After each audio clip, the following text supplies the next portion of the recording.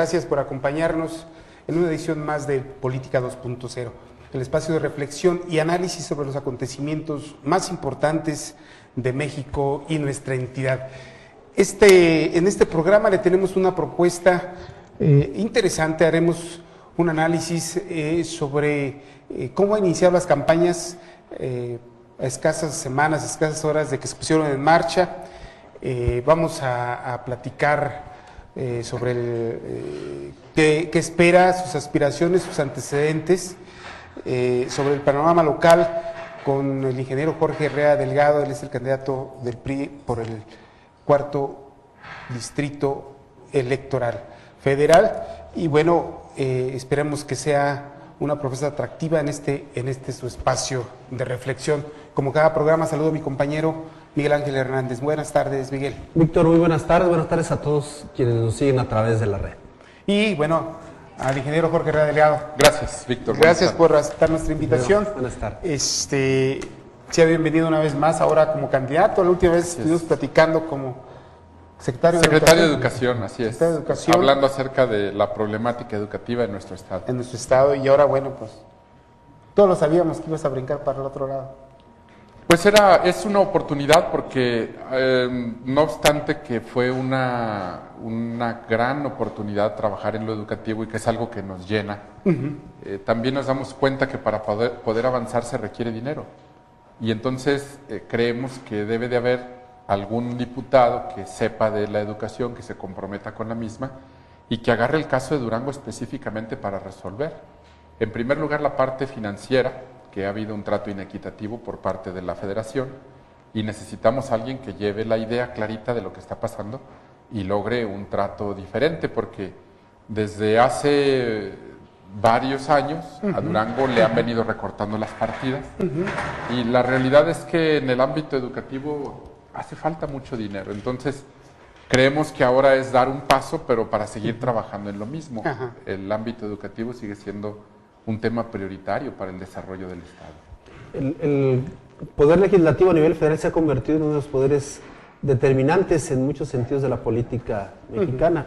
Y sin lugar a dudas que en esa parte, en la parte educativa, ¿qué aspectos se tendrían que impulsar, además del tema presupuestal, que es el tema quizás el más peleado por los estados, por los altos costos que significa para los presupuestos estatales? Sí, yo creo que la oportunidad que se tiene de que el Congreso tenga una vida más protagónica y que pueda ser definitiva o definitoria en la vida nacional, tiene que ver con el proceso de alternancia que se dio, donde emerge con toda su presencia el propio Congreso.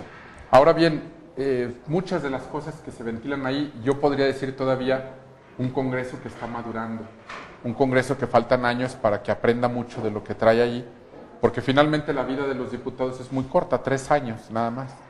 Y cuando llega una nueva legislatura hay que volver a empezar y hay que volver a hacer las cosas. Ahora les diría, generalmente quienes han estado al frente de la Comisión de Educación han sido rectores de universidades. Sí. Que tienen la problemática muy visible de ANUYES, de la Asociación Nacional de Universidades o de Instituciones de Educación Superior. Pero todavía falta que la Comisión de Diputados pueda entender bien lo que tiene que ver con la educación básica y normal. Y, desde luego, ver un panorama completo en materia educativa. Ahora, entre los temas más importantes en educación, yo creo que sigue siendo presupuesto. Pero también hay alrededor de eso varios elementos muy importantes que se van avanzando. Uno de ellos tiene que ver con lograr que con un enfoque federalista las nuevas propuestas surjan de los estados. Ahorita eso no se puede porque todo el dinero viene de la federación hacia abajo. Y entonces el estado hace los programas que se diseñan en la federación. Pero lo digo con mucho respeto, necesitamos que los programas emerjan de Durango, que se presenten los proyectos y que se consiga el recurso para poder apoyar esa parte. Necesitamos más capacitación, más actualización para los maestros, mucho más. Yo creo que el camino que se lleva es correcto en el sentido de la evaluación, que aunque estamos viendo que muchas organizaciones se oponen, no hay vuelta de hoja, vamos para allá, a una mayor evaluación y a una mayor fiscalización del trabajo que hacemos en materia educativa. Y un último elemento, para no ampliarme mucho, hay que revisar planes y programas de estudio. Yo creo que definitivamente podemos hacer más. Pero ustedes saben que planes y programas de estudio es una facultad del gobierno federal. Entonces necesitamos también allá, aparte de que el diputado cumpla con su función, un enlace de buen nivel que le permita al gobierno federal centrar su atención de una manera diferente en el panorama educativo. Hoy tenemos un gran reto. Vamos hacia la educación media superior obligatoria. Y de aquí al 2020 ahí tenemos una gran tarea. Eso es bueno. Sin embargo, faltan muchos elementos que nos permitan reforzar el trabajo del maestro en la escuela. Y uno que es clave, la infraestructura. La infraestructura en el país está acabada, no ha avanzado y necesitamos hacer más en ese sentido. En la educación básica. En educación básica. Sí, la educación superior, fíjese lo que ha venido pasando. Nuestras universidades y tecnológicos que venían de manera tradicional operando han tenido menos inversión y la gran inversión se ha ido a universidades tecnológicas, a universidades politécnicas, que no está mal. Es ampliar. Pero, que no se nos queden atrás las otras instituciones. Parecería que hubo un momento en que hicieron nacer estas instituciones como contrapeso de las otras. Por las vidas sindical, por todo eso, pero yo creo que ha pasado... Porque se han echado a perder la realidad. Pero ha pasado el tiempo suficiente como para aprovechar esas experiencias y sumar en uno solo el sistema educativo y no mantenerlo como dos entidades separadas. No dispersar esfuerzos. No dispersar esfuerzos. A lo mejor, bueno, si esa es la cuestión, vamos a discutir seriamente sobre sindicalismo, vamos a trabajar en el fortalecimiento de lo laboral de los trabajadores, pero vamos a hacer un replanteamiento. Porque nos necesitamos, por fuerza nos necesitamos. Y yo creo que se va a dar un momento importante como para que esto se pueda abrir. Muy bien. ¿O tienes alguna pregunta? En el tema es cierto, se amplía la oferta educativa, sin embargo la calidad educativa, el tema de la competitividad. Nosotros estamos participando en la OCDE y México es uno de los países no solo con menor inversión del PIB en el terreno educativo, sino en el terreno de la investigación. Tenemos mucha fuga de cerebros porque nuestros investigadores se van a Estados Unidos, a Europa, son mejor reconocidos, mejor pagados. Definitivamente tenemos que ver a la educación como se maneja en el discurso. Cualquier gente que se precie de estar haciendo una propuesta dice que la educación es la punta de lanza del desarrollo, pero queda allí en el discurso. Ahora que menciona la OCDE, estamos hablando de un organismo que ha demostrado sobre la mesa, con argumentos, con números, que mejorar la inversión en educación trae crecimiento. Si logramos que nuestro pueblo tenga un mayor índice de escolaridad, se impacta en el PIB, el Producto Interno Bruto, crece. Si logramos mejorar la calidad de la educación, que haya alumnos que entiendan mejor las matemáticas, la lectura, hay un impacto económico en el Producto Interno Bruto. Un pueblo que tiene educación se desarrolla. Y si hay crecimiento económico, pues significa que hay empleo.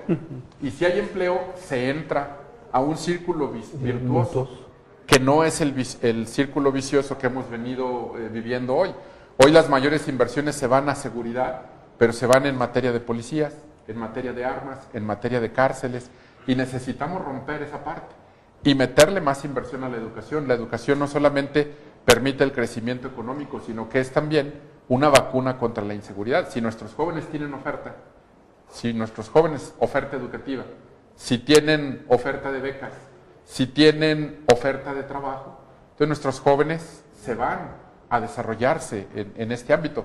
Cuando no tienen nada que perder, han sido presa fácil de la delincuencia organizada. Entonces, necesitamos ahora en un panorama nacional estas visiones, que se apueste fuertemente a la educación y que jale en esta rama para poder tener resultados diferentes.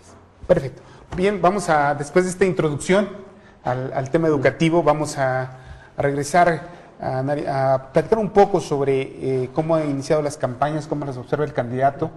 Esperemos que no pierda objetividad. Sí, que abarquemos aprovechando su preparación en el área de comunicación, porque ha estado flotando su vida en la comunicación y en la política. Así es, sí. No dejamos la comunicación. Pero tampoco la política. Pues dicen que son temas de los que no se sale nunca. Nunca, ¿verdad? Así Bien, es. Vamos a una pausa, regresamos de inmediato.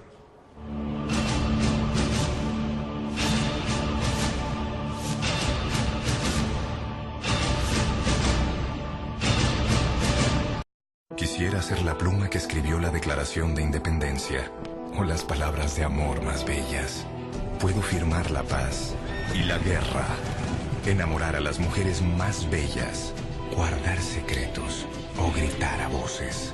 Soy poderosa, pero insignificante, porque las palabras las tienes tú. ¿Cómo quieres ser recordado? Forever, Buchanan.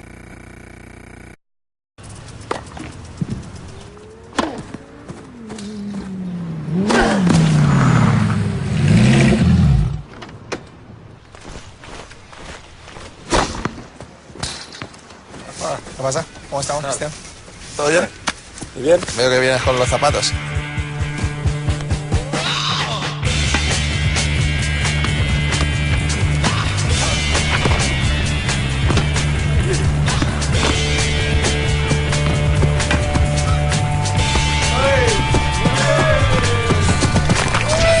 Qué buena, esta sí.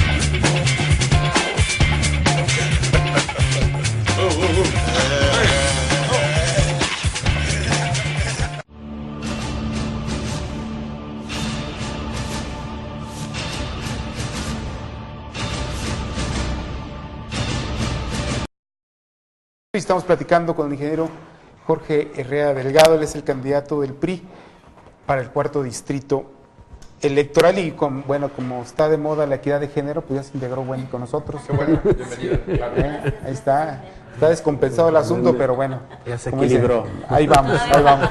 Wendy vale por 4. Gracias. Está equilibrado. Ya cumplimos esa cuota que hoy está en el debate nacional y que ustedes fueron víctimas hace poco, ¿no? Pues nos puso a sudar un ratito. Afortunadamente el partido cumplió y bueno, creo yo que... ¿Cómo sentiste eso, tú firmaste tu renuncia junto con los otros 3 y se les entregaron al jefe del partido? Como una oportunidad para poder contribuir. Las leyes son para cumplirse. Y independientemente del tema, porque yo creo que a futuro tiene que discutirse bien el tema de las cuotas y debe de haber reglas claras. O sea, si alguien no se opone por el tema de cuotas, deben de avanzarse. Y si hay procesos, que una etapa previa, que ahí se discuta y se haga el tema, pero por lo pronto lo vigente es eso y había que cumplirse. Y cuando a nosotros se nos pidió colaboración, lo hicimos con mucho gusto y firmamos también. Pero creo que lo hayan hecho con mucho gusto. Fue lamentable también que los partidos hayan sido obligados, cuando la ley está aprobada, cuando la ley electoral se tiene que cumplir al pie de la letra. Es difícil pensar que los partidos son los primeros que deben de cumplir con esta disposición y no lo hacen y son llevados a fuerza, ¿no? Bueno, y lo peor es que se les olvidó porque ellos lo aprobaron en la reforma del 2006, 2007, después de la elección presidencial. Pues hay mucho que decirse, yo estoy de acuerdo, las leyes son para cumplirse. Y cuando no se hizo en tiempo y nos obligan, qué bueno que hay instancias que garantizan el cumplimiento de la ley. Pero no deja de verse también desde acá como una posibilidad de que el IFE, como parte de una instancia federal, jugó un poquito con esa parte para debilitar también las propuestas partidistas. Ahora bien, alguien podría decir, pero le tocó a todos parejos. Entonces, si es parejos, pues no hay ventaja para nadie.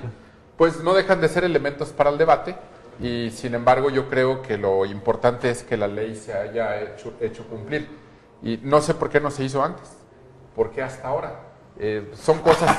Pero pues es cuestión de los partidos, los partidos sabían. Por supuesto. Claro. En el caso nuestro, nosotros no fue el 40%, fue el 50%. Ay, carajo. ¿Sí? Porque sus estatutos señalan esto, ¿no? Sí, por lo menos en Durango ustedes revisen y la participación en Durango se da con 50-50. Ahorita, pero la semana pasada no. No, yo no defiendo lo de la semana pasada. Yo he insistido en que la ley es para cumplirse y bueno, pues hubo instancias que hicieron que se cumplieran en tiempo y en forma.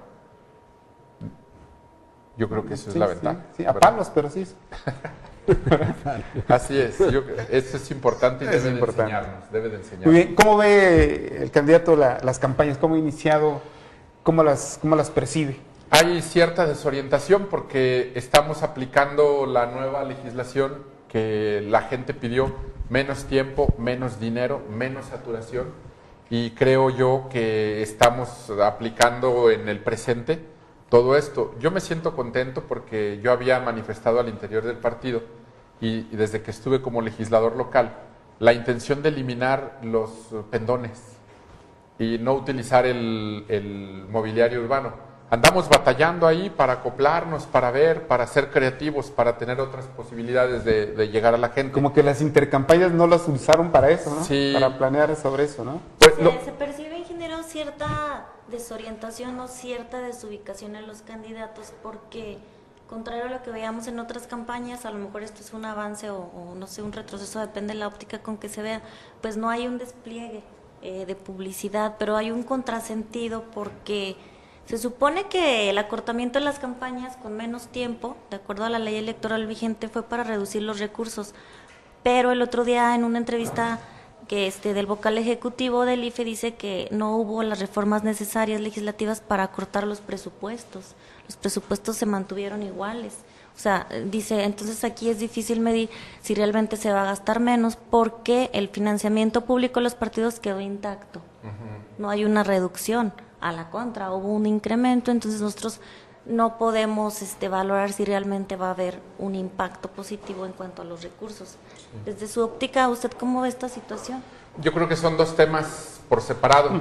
Sin duda alguna que sí va a haber menos dinero para las campañas, lo estamos viendo.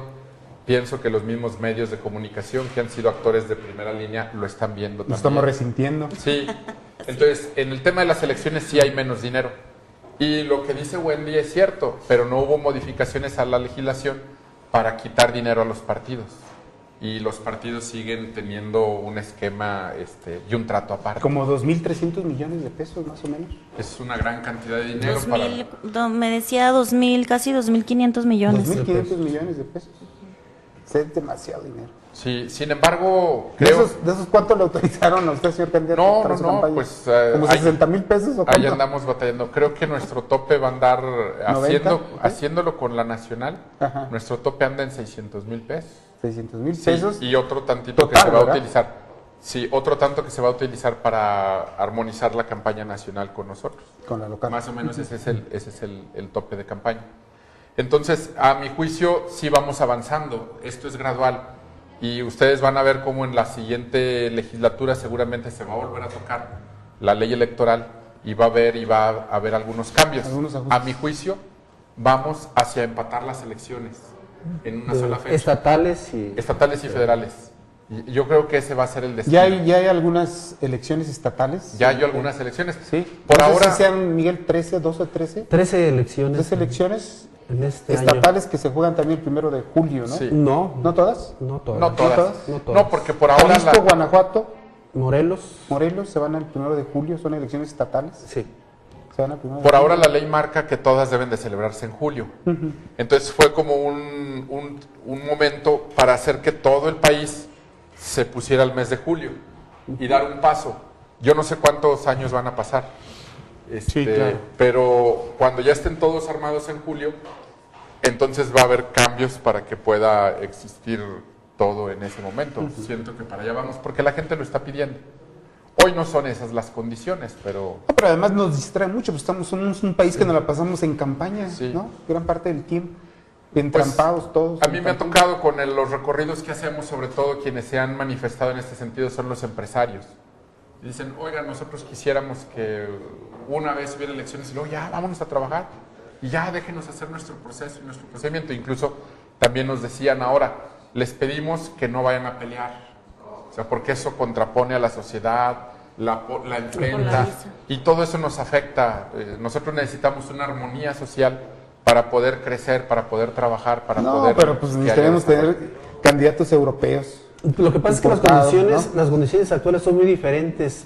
Claro, cada elección es distinta, pero me parece que en este caso, por el tema de la inseguridad, que a la sociedad la tiene un poquito, ahora sí que tensa, o sea, con mucha incertidumbre, y agregar un elemento, o sea, en el tema electoral, político electoral, a la par del económico, pues hace que la sociedad también se desmotive. Se habla de que poco más de un 20% de gente no ha definido por quién va a votar el próximo 1 de julio. Y eso puede, sin lugar a dudas, impactar el tema de la participación. Va a impactar, claro que va a impactar. Pues ahí lo que tenemos que hacer es poder hacer conciencia a la gente que la participación es la que transforma a una sociedad, a un pueblo, a una nación, le marca rumbo. Y claro que tenemos que buscar por tener una mejor cultura cívica de participación para que todas esas críticas y todo ese malestar se pueda canalizar a través de la participación a obligar que políticos y partidos puedan cambiar en función de lo que la gente está pidiendo. Sí, campañas de altura de otro Claro, tipo, ¿no? claro. Ahora, ¿cuál es el reto que usted tiene como candidato? Porque pareciera que Jorge Herrera, tiene buena percepción en un distrito donde usted ya fue alcalde, fue un alcalde de 3 años, fue diputado local de 3 años y tiene trabajada gran parte de ese distrito.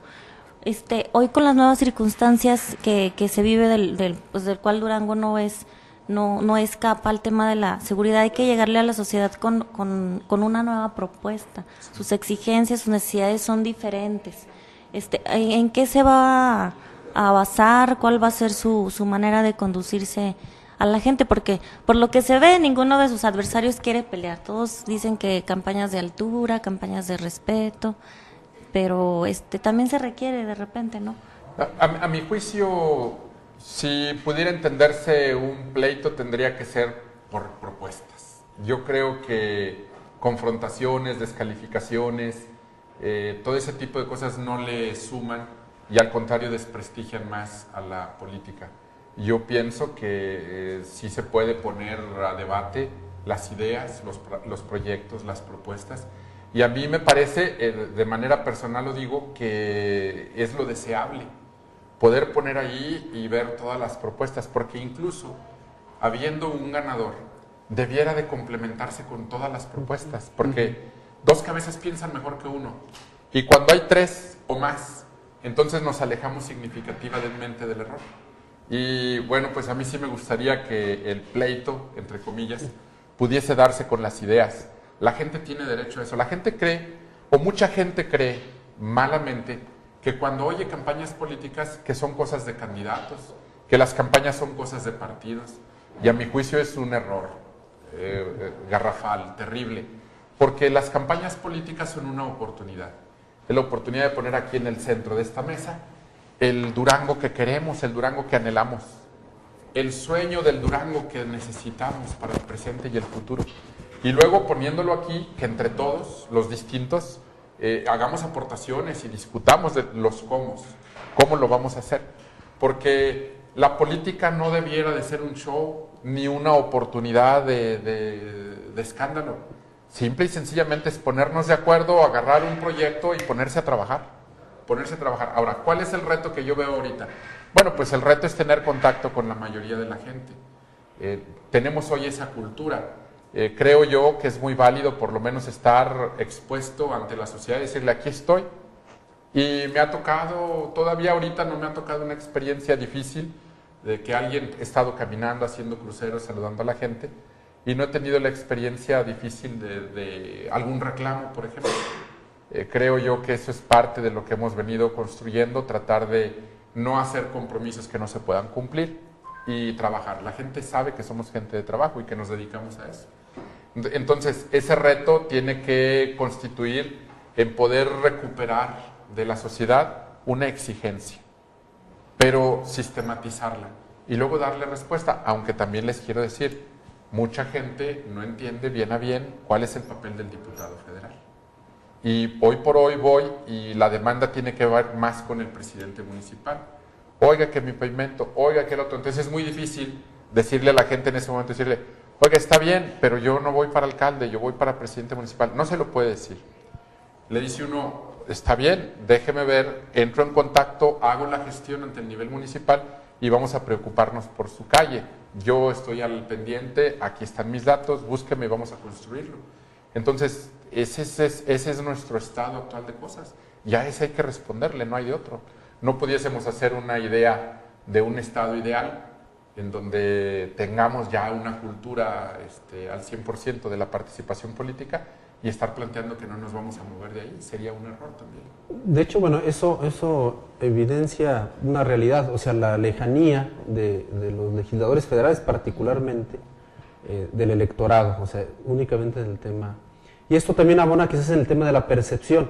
La manera, al momento de que se evalúa al diputado federal, es uno de los peores evaluados en este país. Sí. ¿Qué es necesario, o sea, cambiar para que no solo la percepción, sino el sentir de la gente se transforme? Obvio, hay una parte fundamental que tienen que hacer los legisladores mismos. Yo he pensado mucho eso y yo veo dos temas o dos campos de acción para su servidor. Primero, Dios con el apoyo de la gente. Dos cosas. La primera es lograr tener un mayor contacto aquí y explicar el trabajo. Hacer uso de todos los medios de comunicación para que la gente pueda tener un acceso a la información de qué se está haciendo en el Congreso, cuál es el trabajo que se realiza. Y creo que tenemos que abrir un canal de comunicación en ese sentido. El otro tema es que abramos una oficina de gestoría. Otra vez que ahí aparece el tema de gestoría, pero yo no sé cómo llamarle, una oficina de contacto ciudadano, para tratar de ir cambiando la mentalidad de vinculación. Una oficina de vinculación para que podamos tener el trato.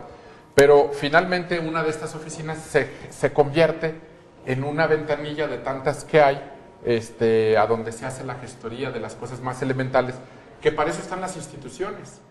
Y yo diría que a la gente no le podemos dar uno por el precio de dos. Es decir, si tú haces gestoría, ¿quién se encarga de hacer la entrega? El Ejecutivo. Entonces hagamos que el Ejecutivo haga su trabajo como le corresponde y evitemos los intermediarismos para evitarle consumirle el tiempo a la gente.